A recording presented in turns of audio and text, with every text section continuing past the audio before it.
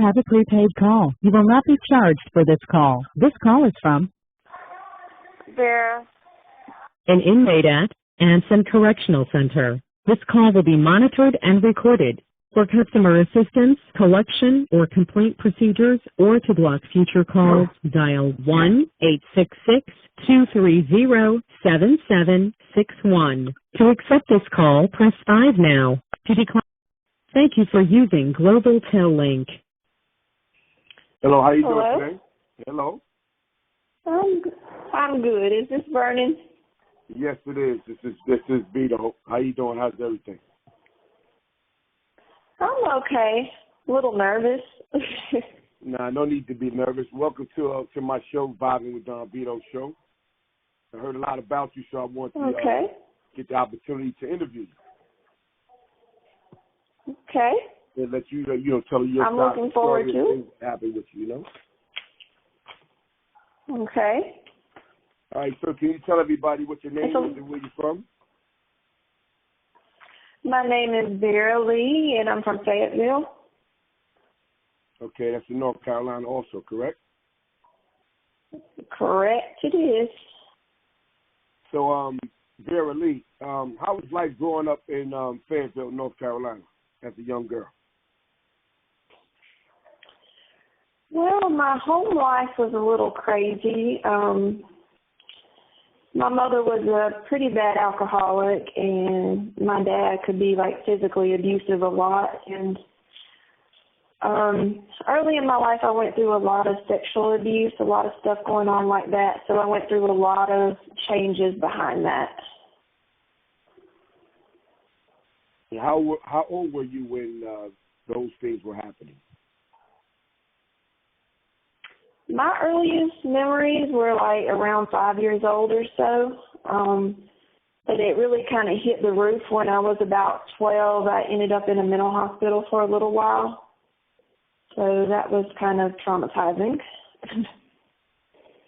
Okay, and who was doing the abusing? Mostly different family members. On both sides of my family. There were a few at my church. People tend to look at my church sometimes that I went to as kind of almost borderline cult. And everything with my crime tended to revolve around my church. So I went through a lot of things with my church, but mostly family members. So you didn't really have anybody to turn to or to run to when these things were happening, sounds like. I got more support from people through my schools than anything. My family, no. With my family, it was more like cover up everything. It wasn't really try to bring anything to the light or do anything about anything. So I kind of gave up on that after the first time something happened. So really, until I got in junior high school and the counselors there got involved, that was when things started happening. So what family members were sexually abusing you? Mostly cousins, some cousins and some distant relatives. My grandpa was the first person that I ever remember doing it, but my therapist and I think that things happened way before then. But it took me a lot of years in therapy to realize that really my co-defendant was one of my abusers too, because when I got with him, I was 12 years old and he was 27. So I didn't want to accept that really he was a child molester too, but I guess you could call him that. Yeah, that's called statutory rape. Right. But you couldn't tell me that at the time because right. That's correct, but I just saw being with him and that was it. Did your family know that you were with him? They did, and everybody loved him. I mean, everybody in the church, everybody in my family. My therapist at the time tried to get my parents to keep me away from him, But at the same time, she didn't report it or anything like that. She just tried to discourage me from being there. Wow. So let me ask you a question. Let me take it back again real quick. So you said a lot of people in your family and people in the church and stuff like that were sexually abusing you. Why you? I mean, did you ever find out why? I still to this day question that. It's hard to not think that there's something wrong with you when you've had at least more than one person to do it. But the only thing I've come up with through therapy and places like that is just, I think that once you've been through that, I think they can kind of tell. And those people, they know how to groom you. They know how to keep you quiet. I think they can pick up on it somehow when someone else has already done that. I don't know, but that's a dilemma that, I still go through and still blame myself so much for a lot of the things that happened. All right, so pretty much you grew up in a what you call abusive and I don't know if it was loving or unloving, but a family that didn't really support you, like a disturbed type of atmosphere growing up. Yeah, it was, and there was a period of time where me and my dad, I went through a lot of physical, emotional abuse with him because there was a time when we did not get along. I was a daddy's girl when I was younger, but when I got a little bit older, one time I was removed from my home because they considered it a dangerous place, a dangerous situation. So I stayed in a group home for a little while, and then at another time I lived with some relatives for a while, and then one time when me and my dad couldn't get along, he kicked me out, so I lived with a friend from school. But it was really up and down. It was really crazy, and with my mom being an alcoholic on top of it, it was really, a lot of the times, me and my daddy, we were taking care of her. She would run away from home. She would do crazy things, and we would have to go and find her, go get her. It was like taking care of a child sometimes. So it was, a lot of turmoil growing up. All right, so the guy, you say he was 27, you were 12. What was life like with him? Yes. He about drove me crazy. When I ended up in the mental hospital, it was partially the other things that had affected me going on in my family, but it was partially him because he would come around and basically have sex with me and promise me this big elaborate wedding and this wonderful future and all these things, and then he would disappear for a month at a time, sometimes even a year at a time, and then pop back up and do the same thing. And it was wearing on me, and I would sit around home doing nothing but waiting to see him coming down the dirt road or something like that. And it really took its toll on me. Okay. So was this guy, what was his race, if you don't mind me asking? He's Native American.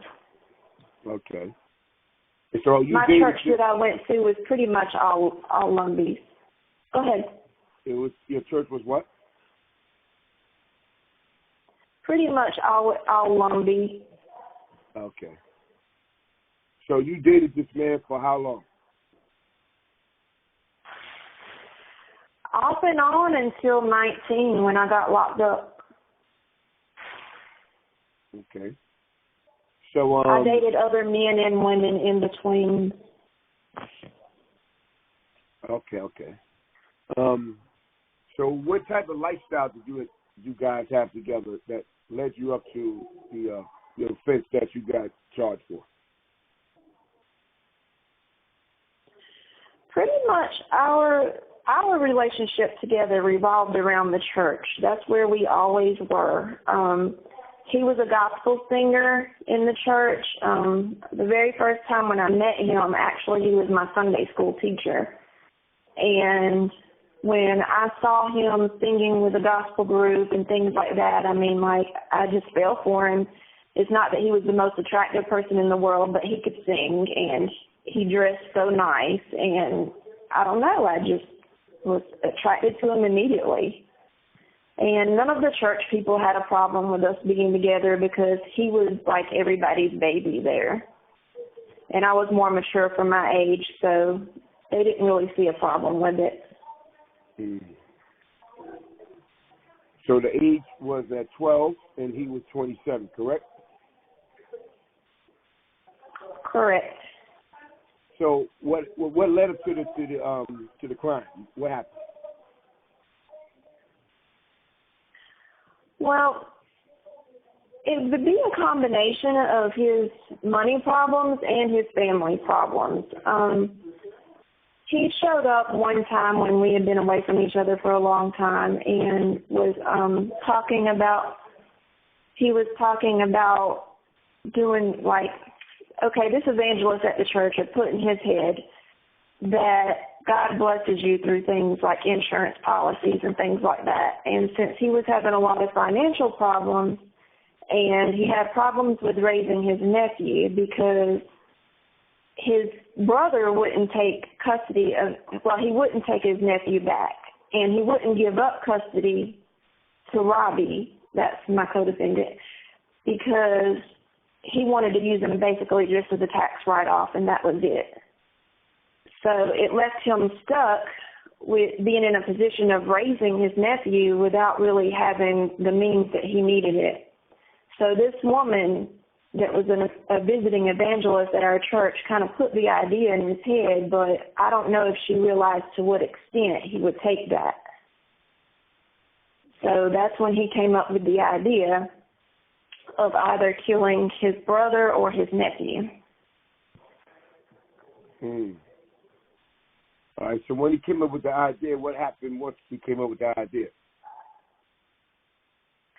Well, at first, really for a long time, I didn't take him serious because if you knew him at all, you knew he was full of a bunch of bull crap, basically. I mean, he always talked all these big, glorious plans that were never going to happen, and he always had these big ideas that were just never going to come to place. And in the beginning, he really was more focused on his brother anyway, just getting his brother out of the way. And I let him go along talking about it, whatever, but one night we had a really good night at church, and I could feel the power of the Holy Spirit that night in a way that I never could before. And I told him after church, I said, I don't want to hear anything else about this because it's crazy. And he was like, okay. I said, I don't want to lose what God's given me. And he was like, okay, I'm not going to talk about it anymore. Well, he didn't for about a week or so, and then he went back to talking about it. But we ended up breaking up, and it was like a year later when we got back together. And at that time, he had told me he had already taken out the insurance policies on his brother and his nephew. But he lied to me. He told me that the insurance man gave him the papers to fill out, and he took them to his brother and had his brother sign them. But in reality, at the end, when everything was said and done, the family ended up winning a lawsuit against the insurance company because my co-defendant really didn't have his brother sign it. He forged his signature himself. But he was supposed to have done that in the presence of the insurance man and didn't do it, so therefore the insurance company was held accountable. But really, that's when everything started getting set into motion. Wow. So, sounds like he's pretty upset about that. Yeah. It's, looking back to this day, it's You have 60 seconds remaining. Vera, is it possible you can call me right back so we can continue? I can, not a problem at all. All right, so remember where you left off, and we're going to continue, and I'll wait for you to call me back. Okay. Okay. We will do that. Okay. Do you want Assistance, collection, or complaint procedures, or to... Thank you for using Global Tel Link. Hi, I'm back. Hey, how you doing? All right, so I'm good. Pick up where you left off. Okay, so in his craziness, at this time, he had wanted basically to go and kill his brother since he had the insurance policies. And like I said, I know it may sound crazy to your average person, but I never took him serious. Nothing was ever real with him. He even tried to get one of my girlfriends to go along and to commit the murder, as he said. And she was okay with it for a minute, and then she backed out of it because she thought he was dangerous and that he was going to try to kill one of us in the process, which she wasn't so far off, I don't think, because after I got locked up, I found out that he had tried to take out a $100,000 policy on me as well, and he had went through Social Security trying to have my name changed and all kinds of things that I didn't know about that he had done. So I don't know what he had in his head, really. I just know, looking back now, that he was just crazy, I think. I mean, he had some mental problems. But you want me to go ahead on with what actually happened? Or? Yes. Okay. Well, like I said, we didn't take him serious, but along the way, he ended up recruiting a friend of mine that lived down the road from me. And at the time, I was 19, and my friend was 17. And basically, he made up a lie to my friend and told him that some people were talking junk about me hanging around with black people all the time and things like that, and that we needed to go and kill this guy named Pat, which was his brother. And anyway, moral of the story, it was too difficult for him to get his brother, he felt like. So it ended up, it was going to be his nephew. And there was a insurance policy on his grandmother as well. And he wanted it to look, go ahead. Hello? Oh, I'm here. No, I didn't say anything. So he wanted it to look, I'm sorry? No, I didn't say anything. Keep going. Okay. Well, he decided he wanted it to look like it was a break-in, basically, and like to tie his grandmother up and kill his nephew is really what he wanted. Now, mind you, this is the boy that he's raised since he was a baby, and he didn't seem to have any problems with it. I didn't ever take him serious that it would even happen until the night that it did happen, and I just don't understand to this day because his nephew, he called me Mama, just like he would him. He would call him Daddy sometimes. And, I mean, I was picking out a home with a room for him. So it doesn't make sense to me in my mind how I thought that I was going to have a home and a room for his nephew to live with us, and yet here he is talking about killing him. But that night, my co-defendant and I, we went and we waited, and my younger co-defendant, and Robbie met us along the road by his house, and he told us what to do. He set everything up in the house. He had the heater on in one room, the air conditioner on in another room. He wanted it to look like the house was broken into and that something just went wrong. The people woke up and something went wrong, and maybe the person panicked and killed them. So we went in, and we had took gasoline into the house and poured it everywhere.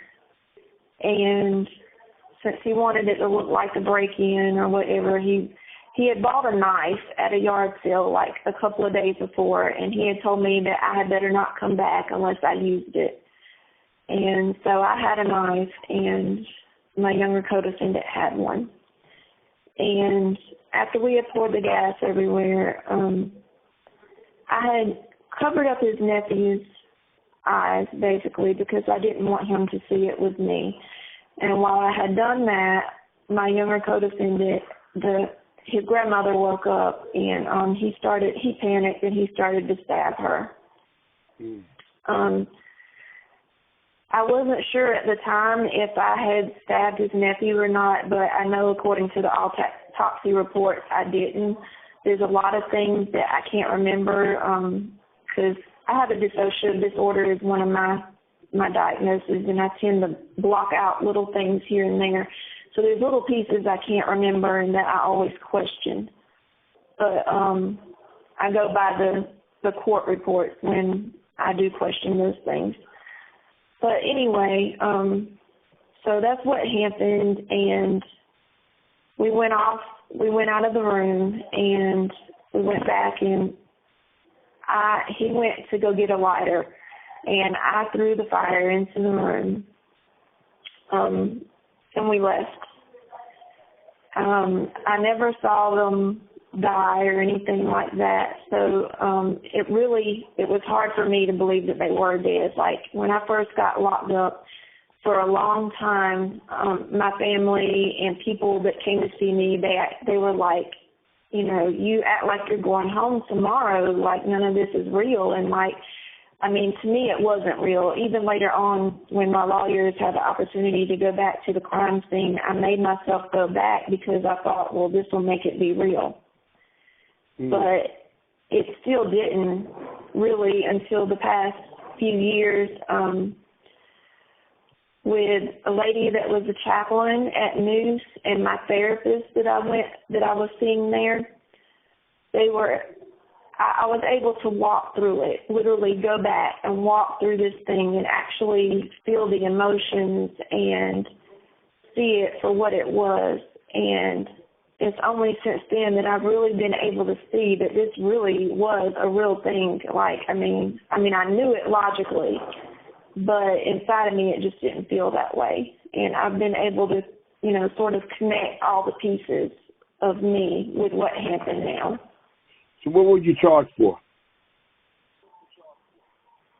I was charged with 2 counts of first-degree murder, conspiracy to commit murder, arson, and in the beginning breaking and entering, but they dropped that charge because he set everything up in the house for us to go do it. So they let that go. How much time did they give both of you? Me and my younger co-defendant, his name was Mike, we both got 2 life sentences. And my older one, he is on death row. So let's take it back real quick. So who did you kill?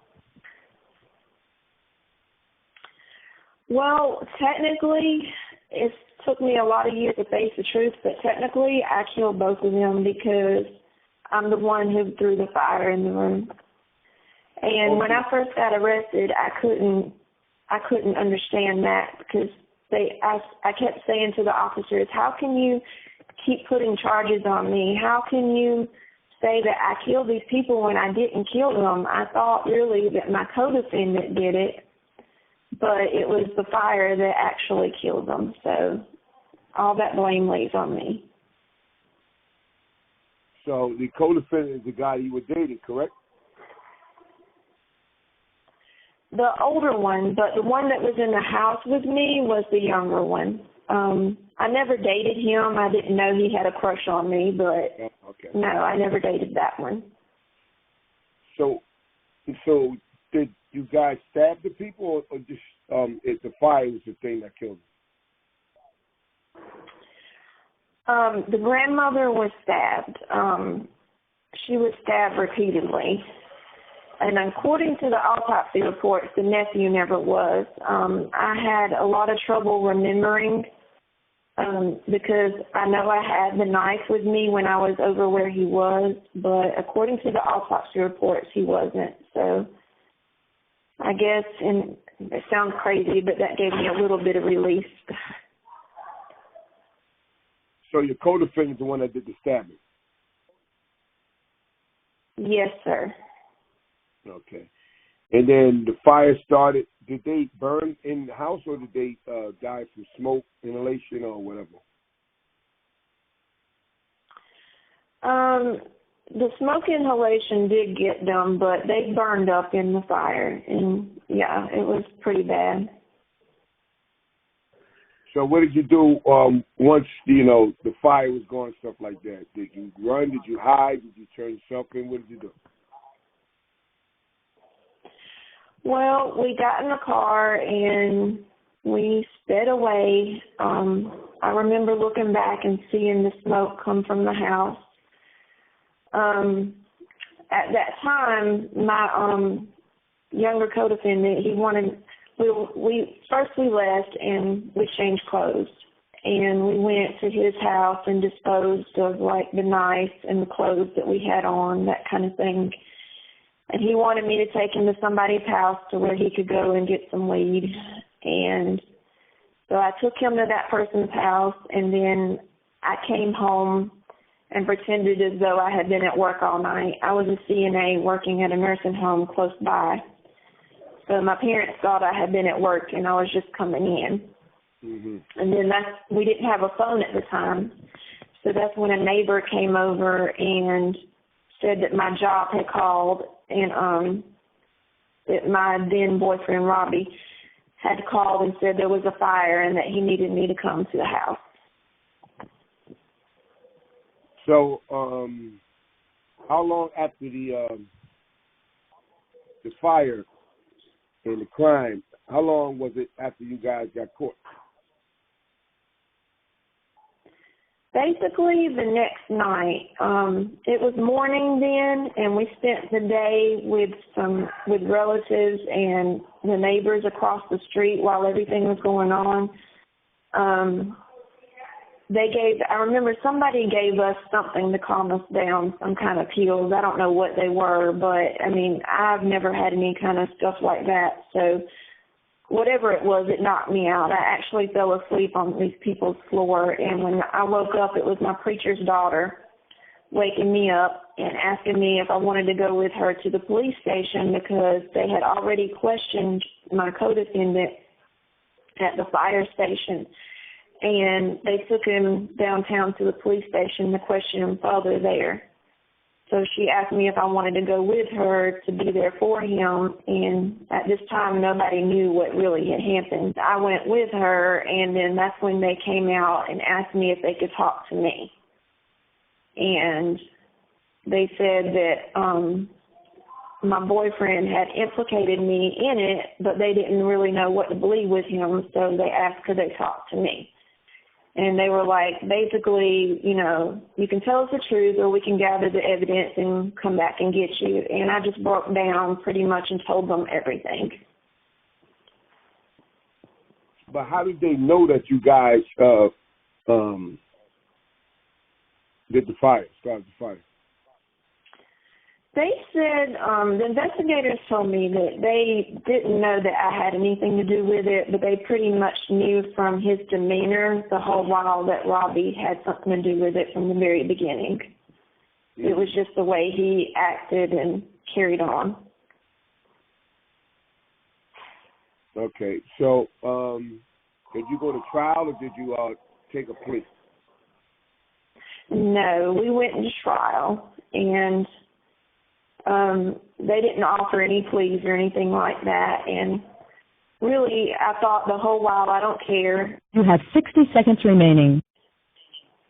I thought, I don't care if they give me a death penalty or life, there's no difference. But when it came down to 11-1 trying to give me a death penalty, then I cared.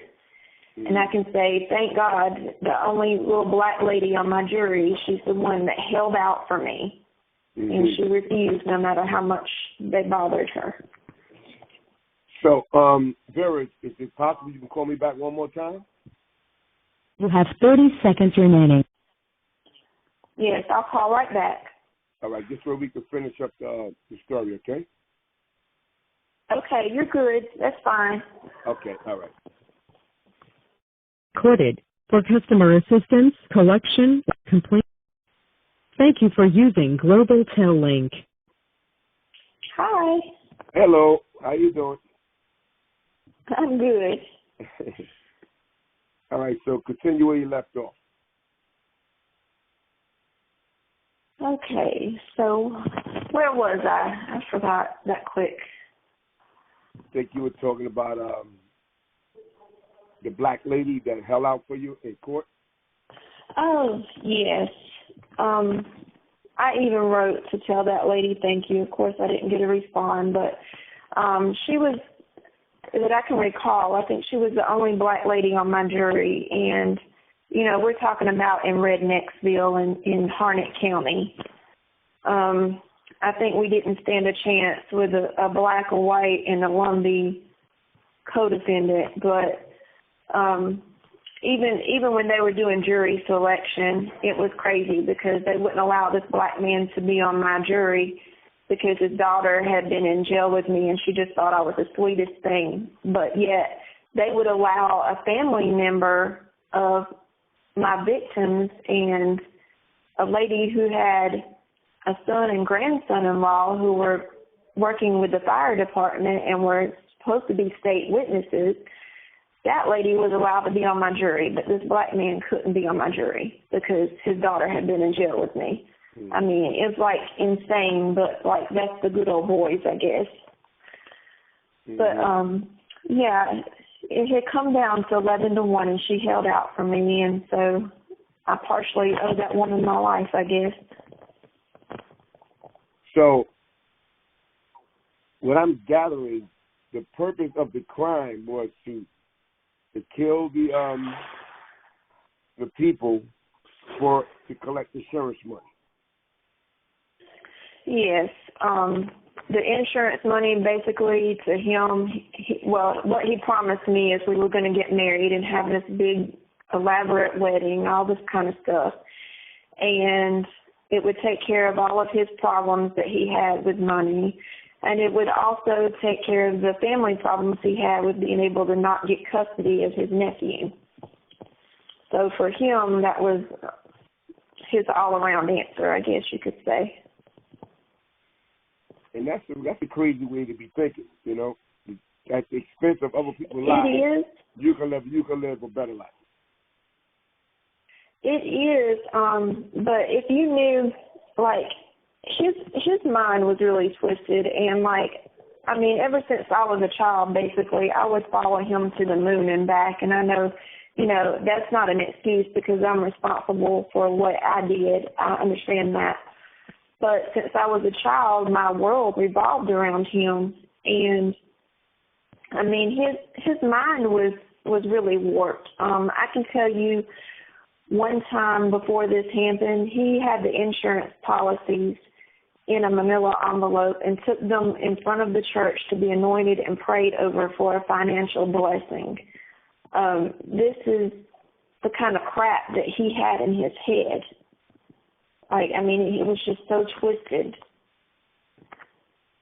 So, wow.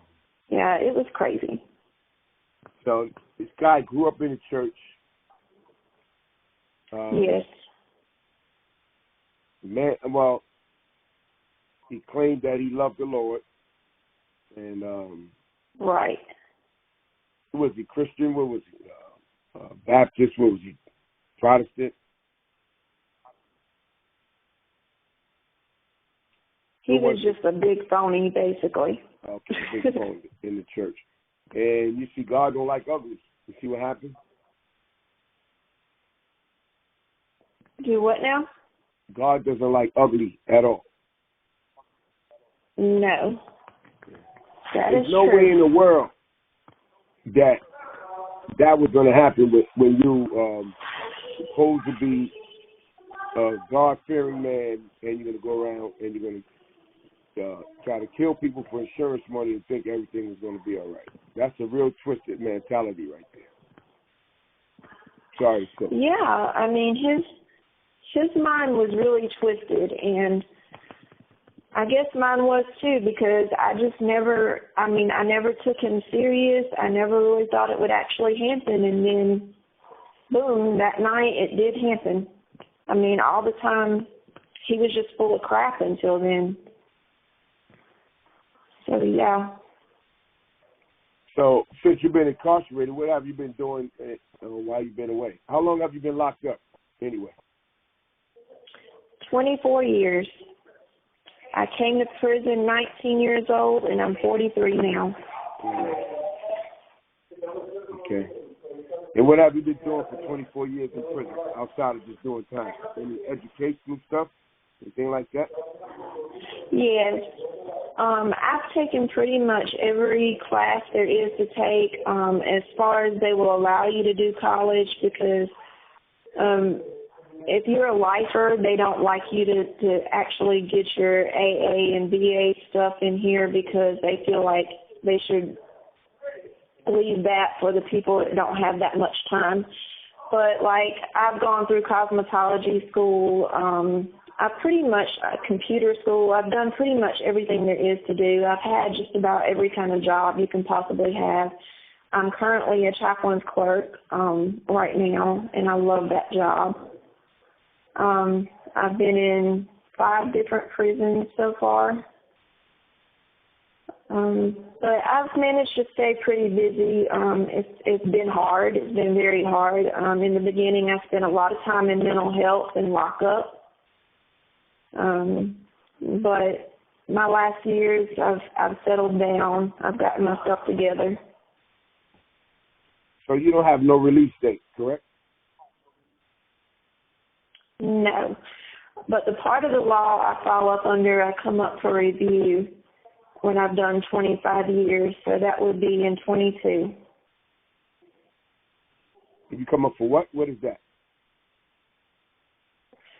There's a review that you come up for, and basically they can pretty much decide either we're going to let you out or we're not, and you're going to come up for review again in 2 years. Okay. So there's a chance that you might be able to get another shot at coming home and being a productive person in society. Yes, I'm hoping that. I'm hoping that somewhere along the way that someone will see that my life is totally different than when I first came to prison. Do you blame your upbringing for some of the for the reason why you participated in such a crime?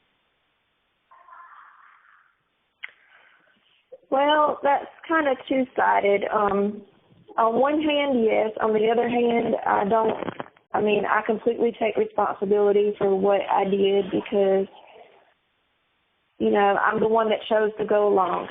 He made his threats to me, but he didn't have a gun to my head. I was stupid enough that I went along with him. But on the other hand, I think that all of the abuse and things that I went through in my childhood made me perfect for his grooming that he did, because really he was just another abuser in my life. And that role that we had didn't change when I grew up. It was still the same. I hate to say he had control of me, but to an extent he did. So I'd say it's a little of both. Okay. Is there anything you would like to say to the family of the victims before you get off the show? I would. I know that it's a lot to ask, but I think I've spent every day that I've been locked up praying that somehow that they forgive me. There was one lady in particular, but I would say the children of his grandmother, the most of all, are the ones that I really sought forgiveness from. His nephew's parents, I hope that one day they can forgive me too. I don't understand why they weren't raising him themselves and they left him in the hands of a monster, basically. But I hope every day and I pray every day that they can find it in their hearts to forgive me for what I did.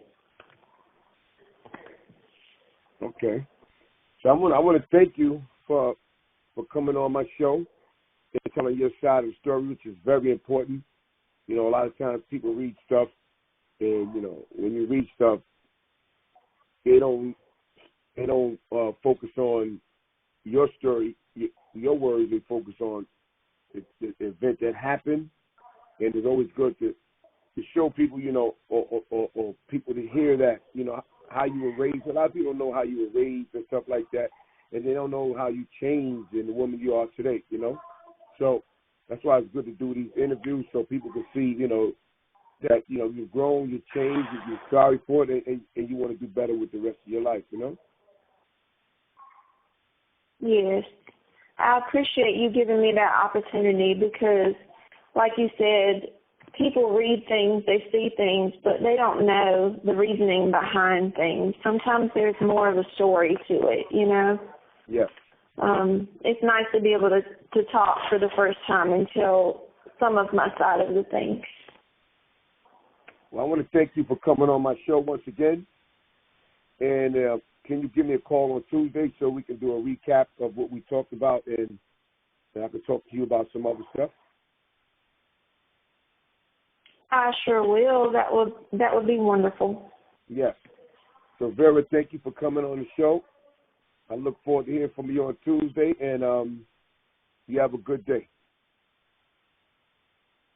Okay, you too. Thank you. You're welcome. I'll talk to you Tuesday.